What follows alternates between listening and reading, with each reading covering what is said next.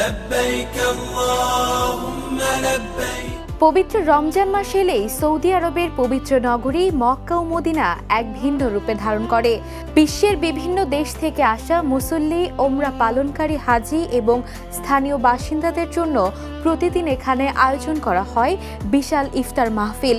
প্রতিদিন লাখো মানুষের জন্য এই ইফতার আয়োজনকে অনেকেই বিশ্বের সবচেয়ে বড় সম্মিলিত ইফতার বলে মনে করেন। বিশেষ করে মসজিদুল হারাম ও মসজিদে নববী প্রাঙ্গণে প্রতিদিন হাজার হাজার লম্বা দস্তরখান বিছানো হয়।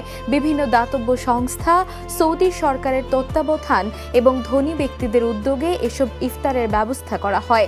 সাধারণত খেজুর, আরবি রুটি, দই, পানি, জুস ও হালকা খাবার দিয়ে সাজানো হয় এই দস্তরখান। সৌদি কর্তৃপক্ষের তথ্য অনুযায়ী রমজানের ব্যস্ত দিনগুলোতে শুধু মসজিদুল হারামেই প্রতিদিন কয়েক লাখ রোজাদারের জন্য ইফতার পরিবেশন করা হয়। একইভাবে মসজিদে নববীতেও প্রতিদিন বিপুল সংখ্যক মুসল্লি একসঙ্গে ইফতার করেন।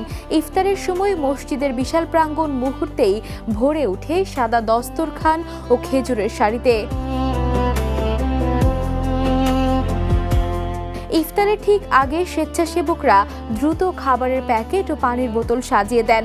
সূর্যাস্তের সঙ্গে সঙ্গে আজানের ধ্বনি উঠলে হাজারো মানুষ একসঙ্গে খেজুর দিয়ে রোজা ভাঙেন। এক অনন্য আধ্যাত্মিক পরিবেশ তৈরি হয় পুরো প্রাঙ্গণে।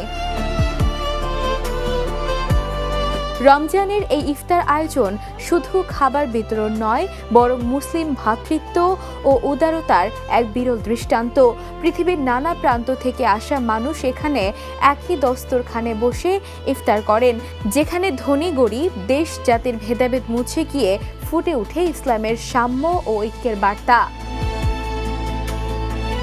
Islamic desk, the news.